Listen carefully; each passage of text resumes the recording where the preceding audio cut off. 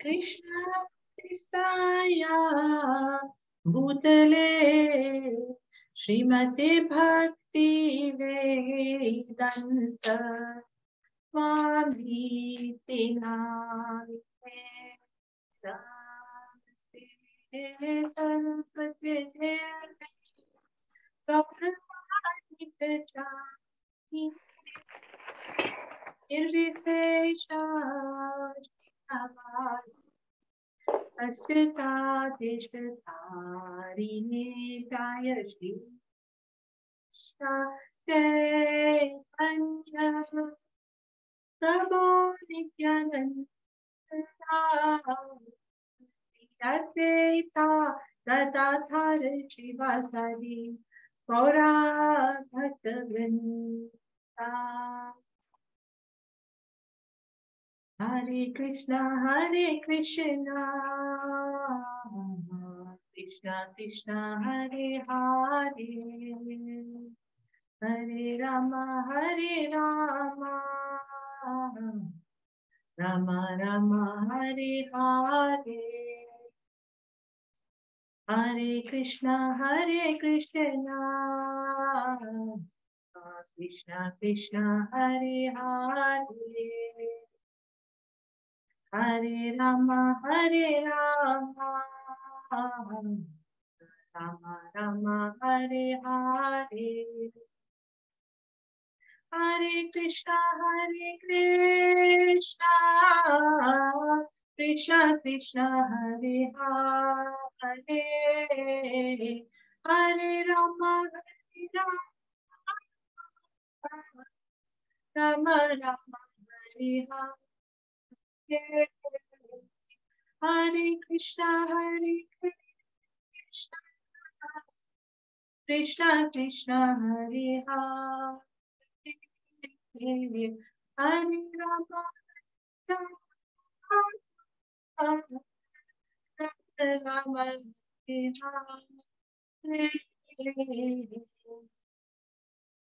Jaya Radha Radhanath Radhe Jaya Radha Krishna Radha Krishna Radhe Jaya Jaya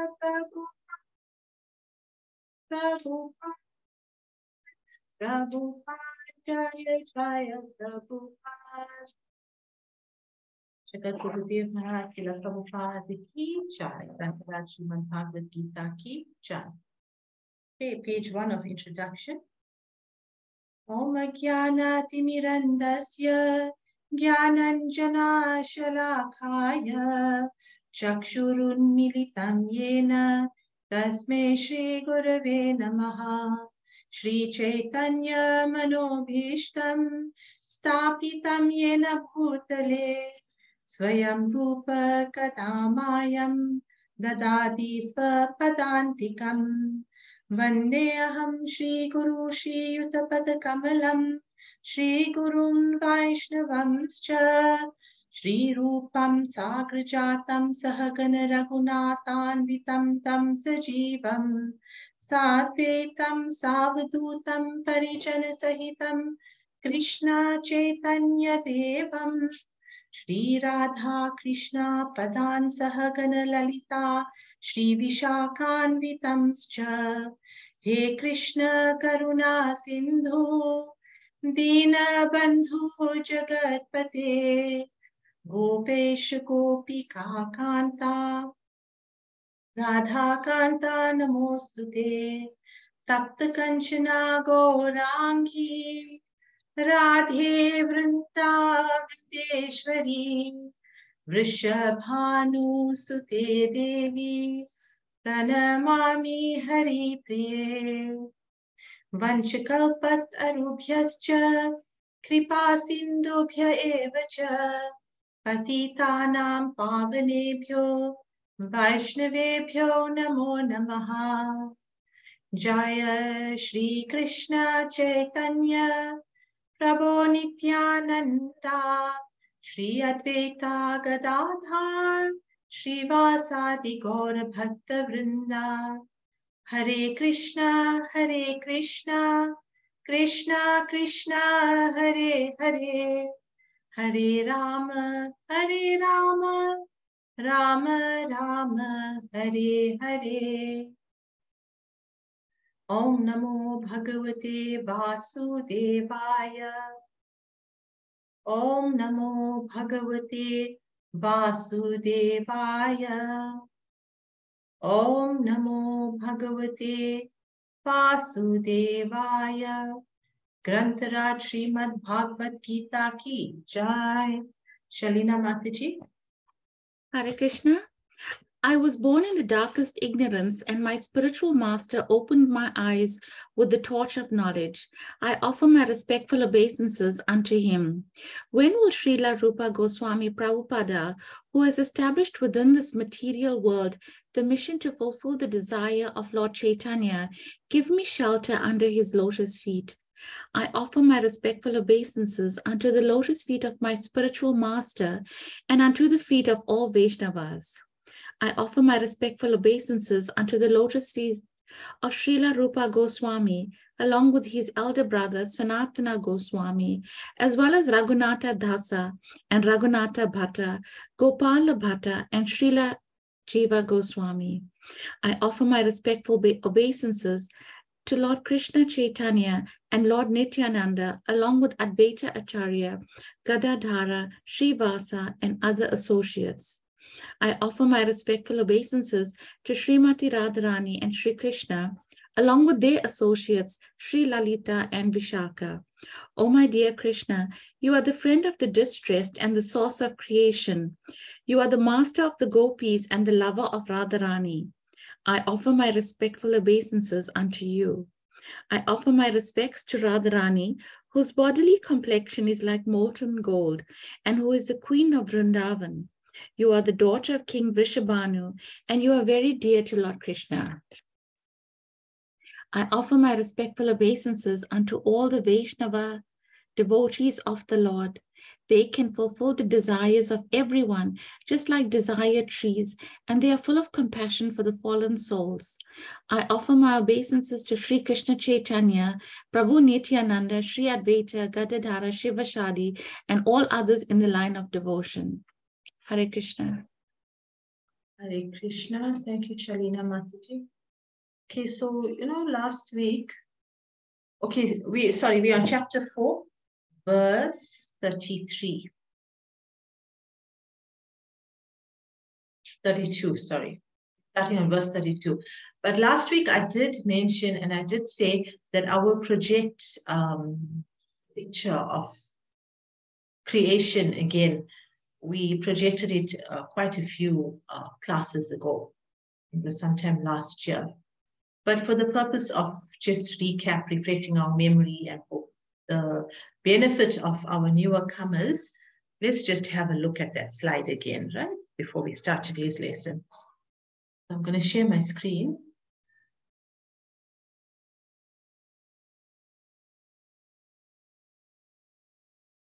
Okay.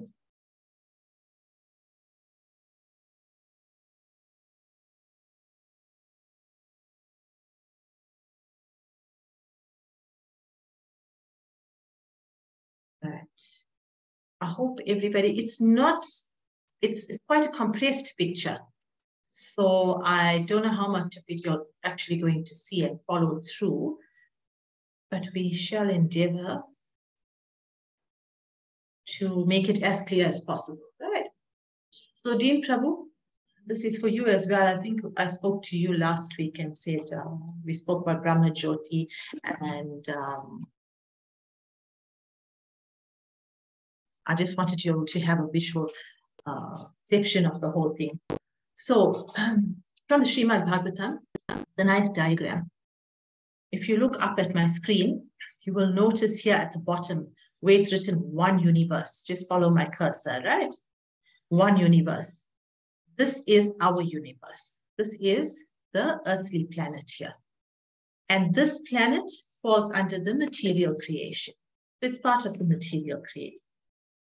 If you look here, you will see that there is Durga Devi seated on the top, Mother Durga. She is in charge of this material universe. Krishna has specifically put her here as a prison warden. This universe or this earthly planet is likened to a prison house. And its inhabitants are likened to prisoners.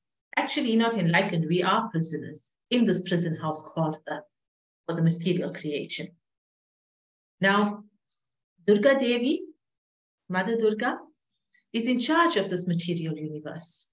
She provides, or rather awards, people who approach her in a prayerful mood for material benefits. She awards them accordingly. And she's also very observant of our activities here.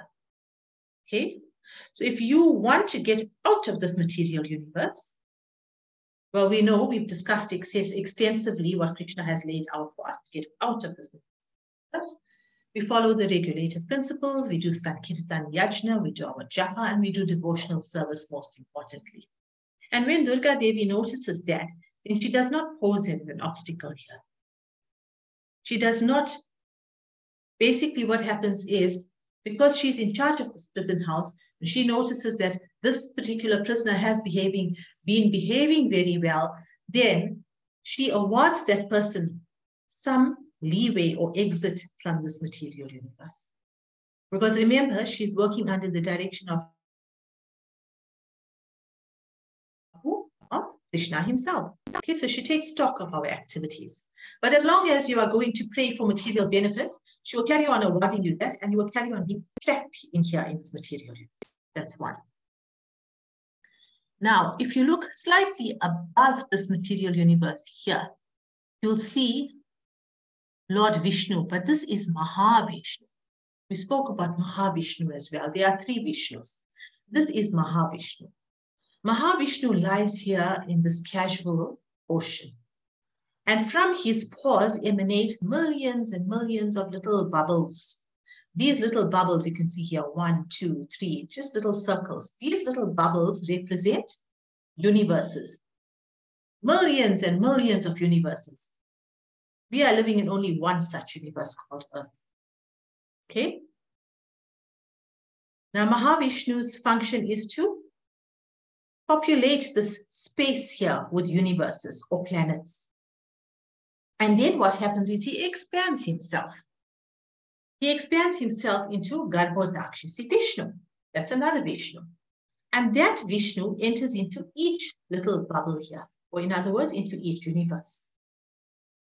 And then he goes and he settles to the bottom of the universe. You look in this earthly planet at the bottom, there's a Narayan seated, lying here on the bed of snakes called Anantashesh.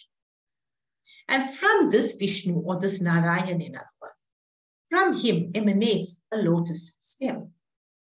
It's not very clear on this tiny picture, but there's a little green thing, if you follow my circle, that represents a lotus stem. And at the top of the lotus stem emerges a lotus flower.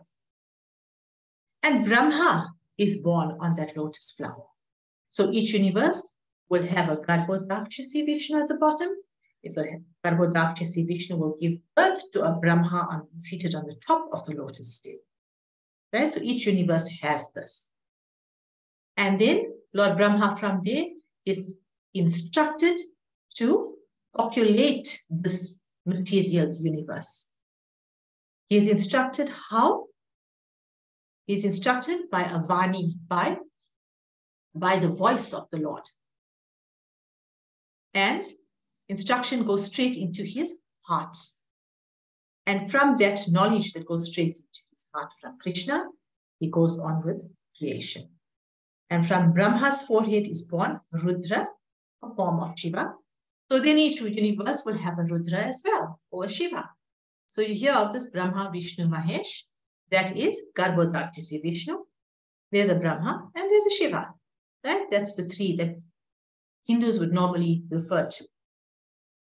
Right. Then what happens is Vishnu further expands himself into Kshirodakshisi Vishnu. And that Vishnu is referred to as Paramatma. Now we come across this term or this word or this name Paramatma over and over again in the Bhagavad Gita. And who is Paramatma? Paramatma is Super Soul. That is Paramatma, super soul, expansion of Vishnu. Yeah. And that Paramatma enters into every living entity, into every atom, actually. Okay. That's the super soul. Now, if you go further up, okay, sorry, go further up, you'll find there's a space here called Brahma Jyoti. We also spoke about this last week and in previous weeks, referred to as the effulgence of Krishna. Brahma Jyoti is the area of light or the effulgence of Krishna. And yes, it is part of the spiritual world. And this is where the jivas or the souls, some souls or yogis aim to enter. Now, Krishna spoke last week and the previous week about different types of sacrifice, different types of yoga practices. And some yogis, we spoke last week, practice pranayama yoga, where they try to neutralize or equalize their ingoing and outgoing breath to put themselves in a state of trance for the purpose of extending the duration of their life. And the purpose of extending the duration of their life is for self-realization and also to merge into this area here called the light or Brahma Jyoti. That's the area that we were talking about. And if you go further up, you'll see a little mountain here. That is Kailash Parvat or Mount Kailash.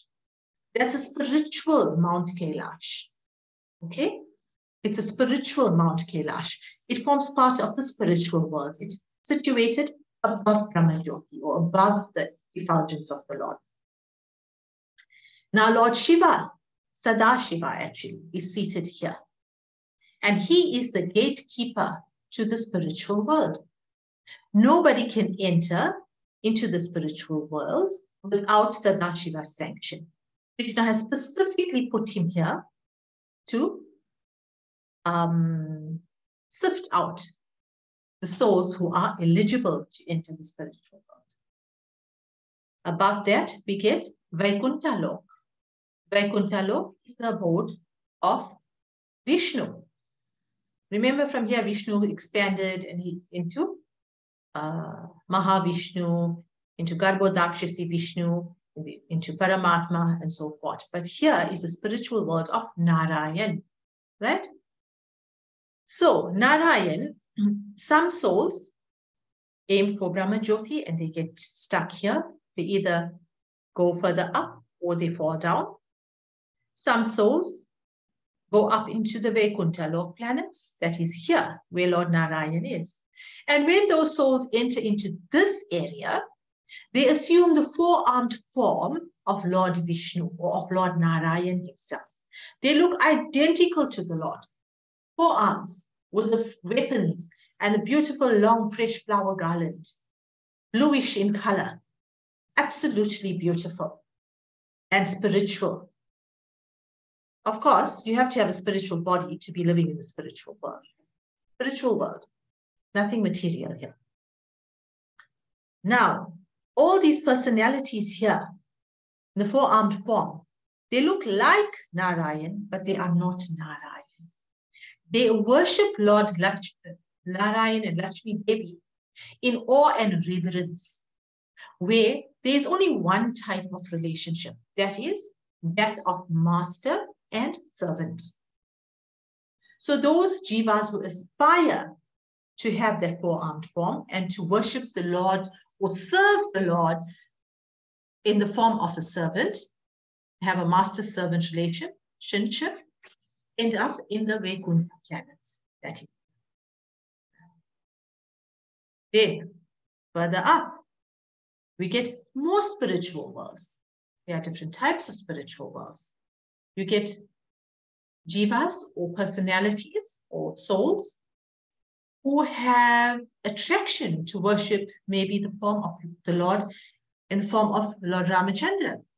Then they will go to the planet of Lord Ramachandra, Ayodhya Lok. You get Nrsimha Dev's planet. You get Vaman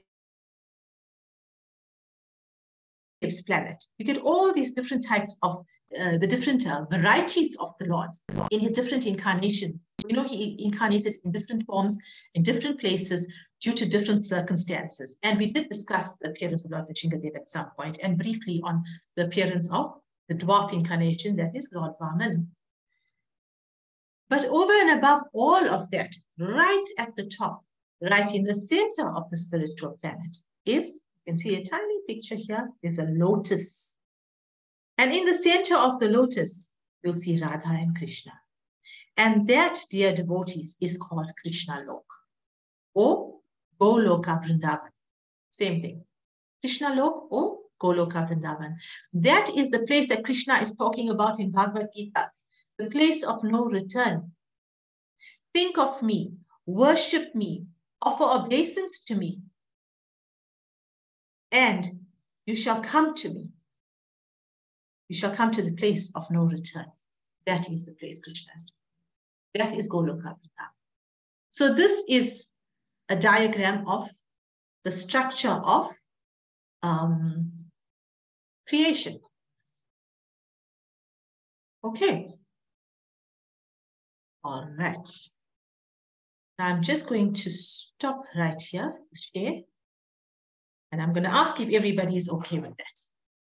You can unmute if you have any questions, but just briefly because we're going to start with class again. Hi, Mataji. How do we get that that kind of diagram, that summary of the spiritual universe? It's very, very interesting. Yeah. Dean Prabhu, you can Google it. I would suggest you go to the Veda base. Yeah. Okay. I can send you a link. That's Srila Prabhupada's Veda base. Have you got that? No, I haven't. Okay. And if you go there, you can read up on it. Click on the link, and I'm sure you'll pick up a diagram there as well. Okay. I appreciate that. Thank you so much. Okay, no problem. Anybody else? Are we all okay? Hi, Mataji. Hi, Krishna. Damodar Prabhu. Yeah, Haribo. Yeah. Haribo. You said that Shodasai Vishnu, some pronunciation. No Shodasai Vishnu is everywhere. So how come we don't see him? Sorry, say again, Prabhu. I didn't get you. Which Vishnu are you talking about? Shodasai Vishnu. Yes. The soul. Yes. You said that he's everywhere.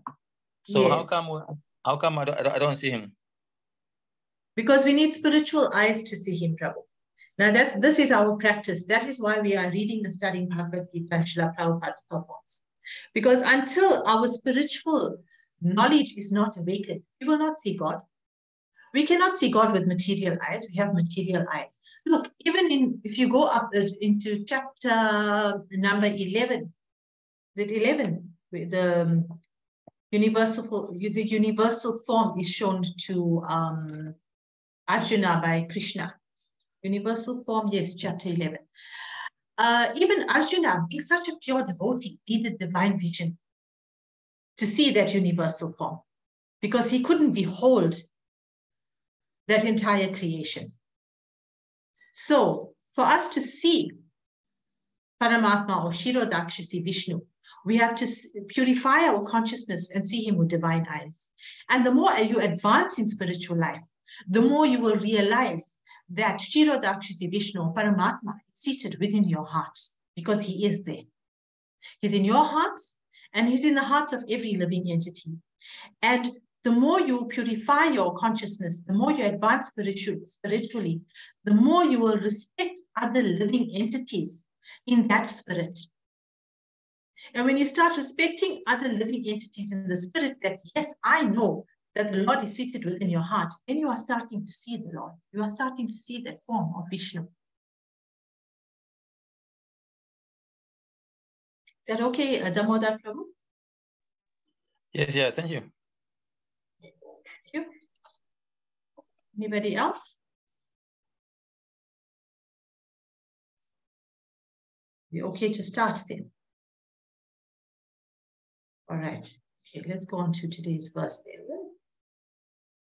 Share my screen again.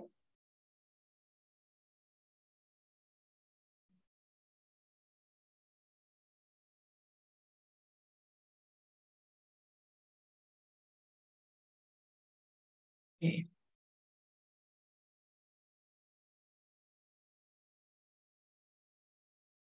Okay, we chapter 4, right? And we are on verse number 32 today.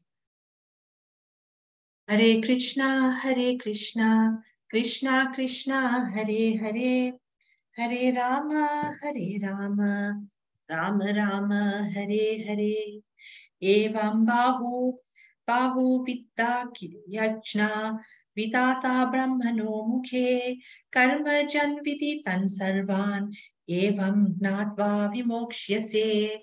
Hare Krishna, Krishna Krishna, Hare Hare, Hare Rama, Rama Rama, Hare Hare.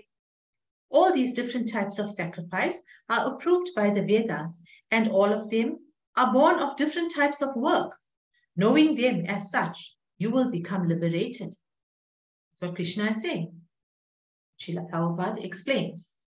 Different types of sacrifice, as discussed above, are mentioned in the Vedas to suit the different types of worker. Because men are so deeply absorbed in the bodily concept, these sacrifices are so arranged that one can work either with the body, with the mind, or with the intelligence. But all of them are recommended for ultimately bringing about liberation from the body. This is confirmed by the Lord herewith from his own mouth. Okay, so there's different purposes. You can engage your sacrifice in 3 ways, but ultimately remember what your goal is, liberation from the body. Next verse, number 33. Who wants to read this? Kadruta Mataji. Hare Krishna, Krishna Krishna Krishna, Hare Hare, Hare Rama, Rama Rama, Hare Hare. Shreyanda Vyamayad Yajad Jana Vijah Parantapa Sarvam Karma Kilam Pasa Gyane Parisampayate. O chestia rose enemies, the sacrifice performed in knowledge is better than the mere sacrifice of material possession. After all, O son of Prita, all sacrifices of work culminate in transcendental knowledge.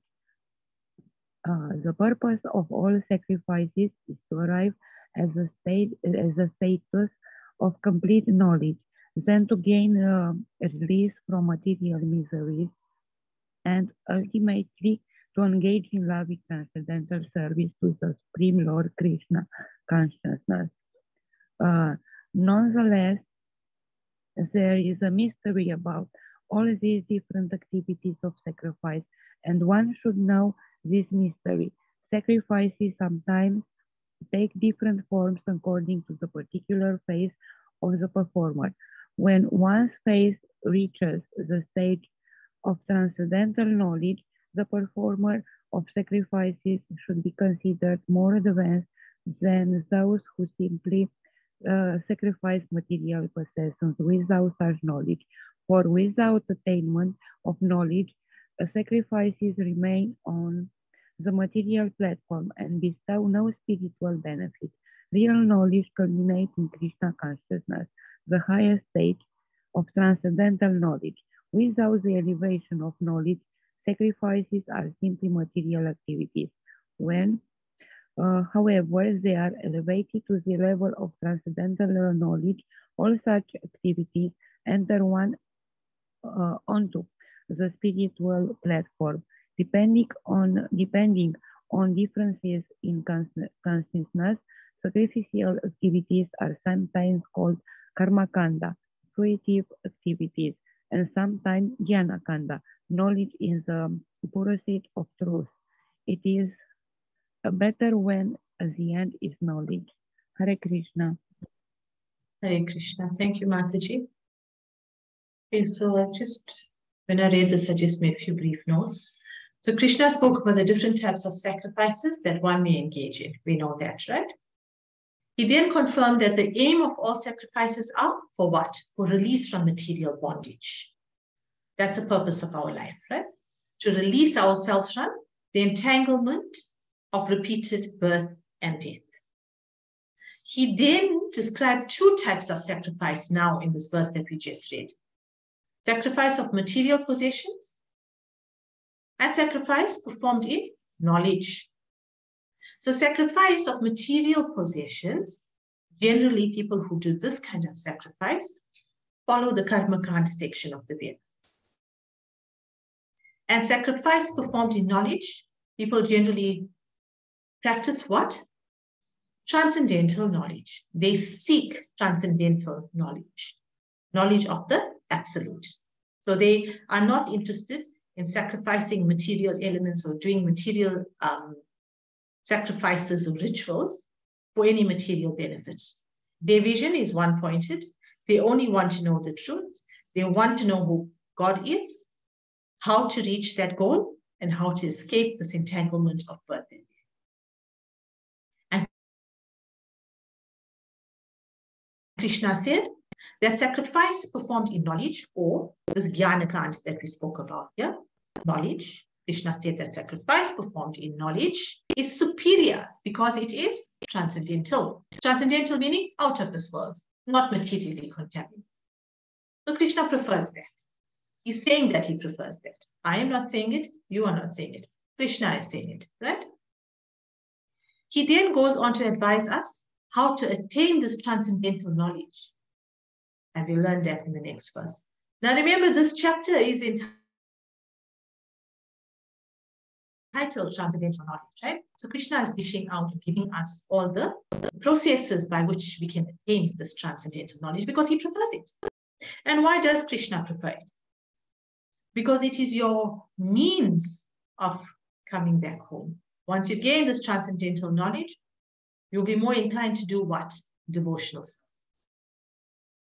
And devotional service is awarded to those who are serious in Krishna consciousness, those who are serious in going back home to God.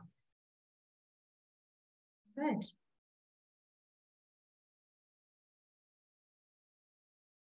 Okay, so who didn't read? Was Veronica Mataji? Did you read? You want to read? 34.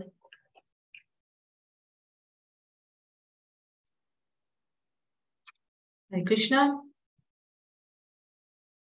Anyone else? Damodar Prabhu? You want to have a turn to read? Haribo, let me translate. 34. It's up on the screen. Tadividi pranipatena pariprashanena sevayam upadekshanti te jnanam jnaninas tativadarshanaha. Just try to learn the truth by approaching a spiritual master. Inquire from him submissively and render devotional. I can't see all. I can't see all the words. Text, yeah. Okay. Just try to learn the truth by approaching a spiritual master. Inquire from him submissively and render service unto him. The self-realized souls can impart knowledge unto you because they have seen the truth. Do you want to try and read further, Prabhu? Can you see the rest of it, the purport? Yeah, I can see full page. I see like there's like a quote I can see on the right hand side. I can see the full page. Oh, okay. All right. Then shall we pass the reading on to somebody else, if that's okay with you? Yes, yeah, that's fine. Okay. Anybody else like to read the purport? Paramatma Prabhu, please read for us. Hare Krishna Mataji. Mataji, sorry, where did he stop? We're on chapter number 34. We need the purport to be read. The path of spiritual realization. Okay, Hare Krishna. A purport by His Divine Grace A.C. Bhaktivedanta Swami Prabhupada. The path of spiritual realization is undoubtedly difficult. The Lord therefore advises us to approach a bona fide spiritual master in the line of disciplic succession from the Lord himself.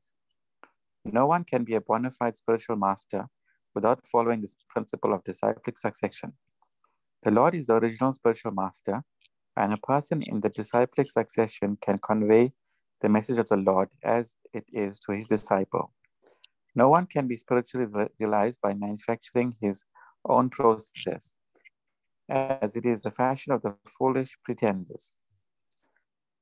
The Bhagavad 2019 says, Dharma tu sakshat Bhagavad pranitam.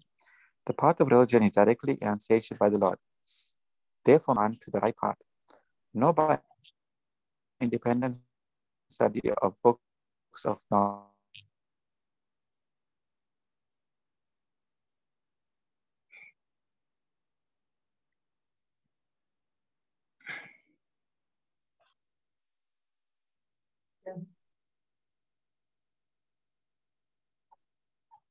Have we lost Paramatma Prabhu?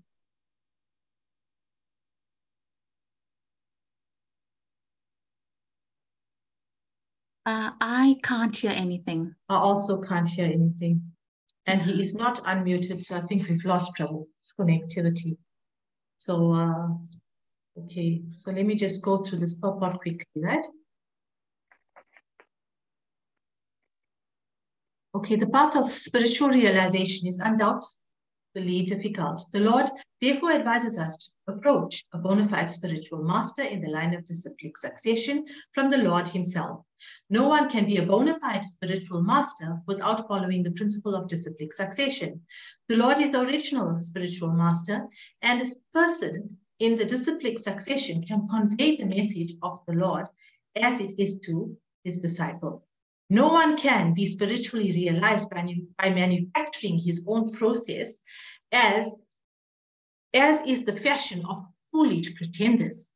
The Bhagavatam 6.3.19 says, Dharmam tu sakshat Bhagavad pranitam. The path of religion is directly enunciated by the Lord. Therefore, mental speculation or dry arguments cannot help one lead the right path. Nor by independent study of books of knowledge can one progress in spiritual life. One has to approach a bona fide spiritual master to receive the knowledge. Such a spiritual master should be accepted in full surrender, and one should serve the spiritual master like a menial servant without false prestige. Satisfaction of the self-realized spiritual master is the secret of advancement in spiritual life. Inquiries and submission constitute the proper combination for spiritual understanding. Unless there is submission and service, inquiries from the learned spiritual master will not be effective. One must be able to pass the test of the spiritual master, and when he sees the genuine desire of the disciple, he automatically blesses the disciple with genuine spiritual understanding. In this verse, both blind following and absurd inquiries are condemned. Not only should one hear submissively from the spiritual master, but one must also get a clear understanding from him in submission and service inquiries. A bona fide spiritual master is by nature very kind towards the disciple. Therefore, when the student is submissive and is always ready to render service, the reciprocation of knowledge and inquiries becomes perfect. Who is the perfect example, I ask you, dear devotees on this platform, of that ideal disciple? Arjuna. Who's that? Arjuna, yes. Arjuna himself. He submitted so nicely to Krishna. Verse 2:7, the turning point of Bhagavad Gita. He submitted to Krishna. Karpanya doso pahata svabhava, pritami tvam dharma samudacheta, yashreyasyan nishchitante, I forget, let me find it. 2:27. 2:7, right? Let's find it and read the whole verse. It's an important verse. There he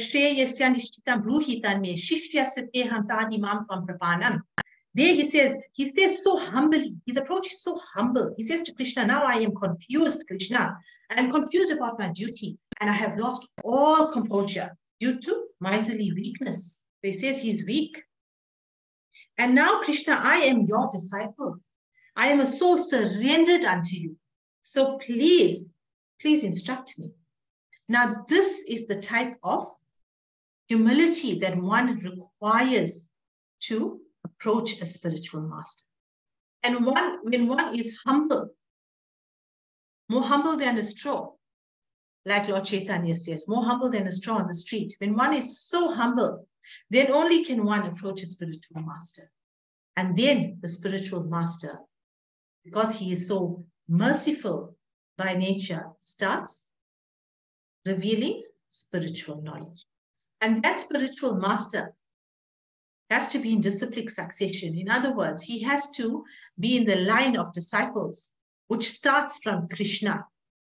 That knowledge starts from Krishna, and it's handed down from disciple to disciple to disciple to disciple.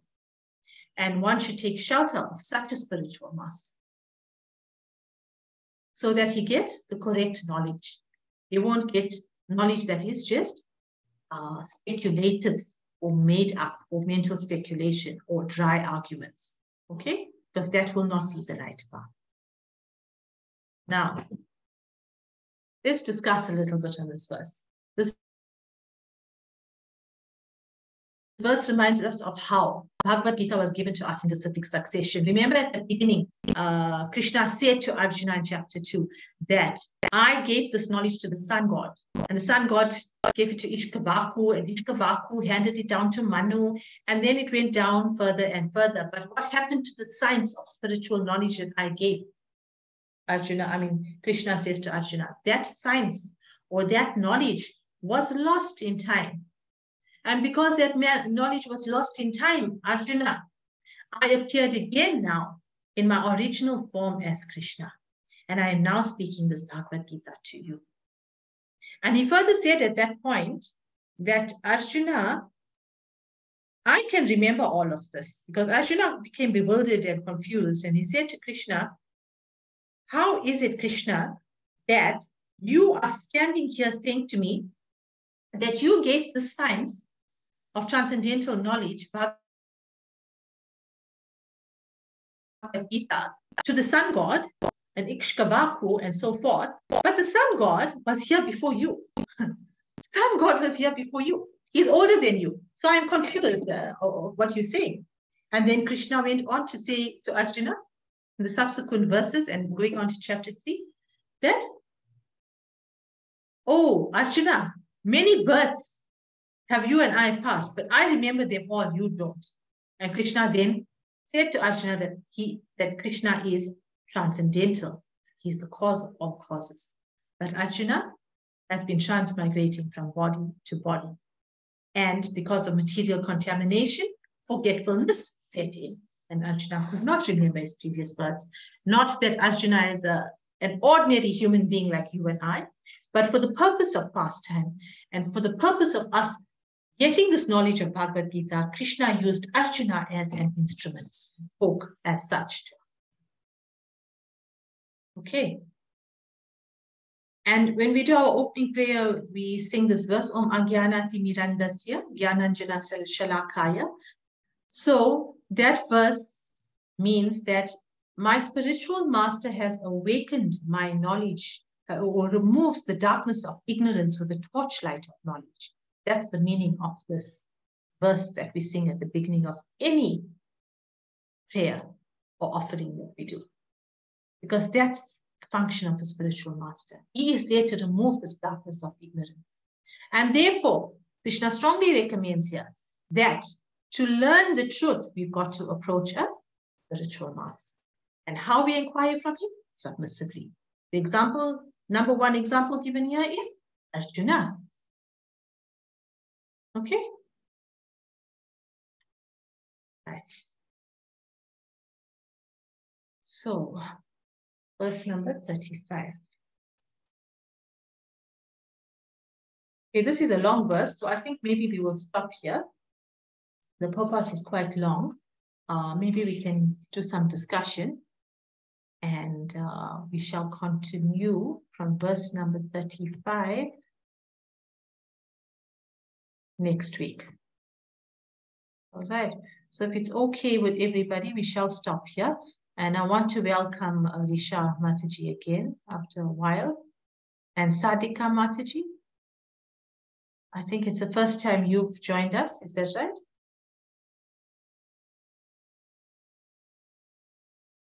Sadhika Mataji. Okay, Paramatma Prabhu, I'm going to ask you to stop the recording so we can do some discussion, and then we'll pick up next week. So I thank everyone.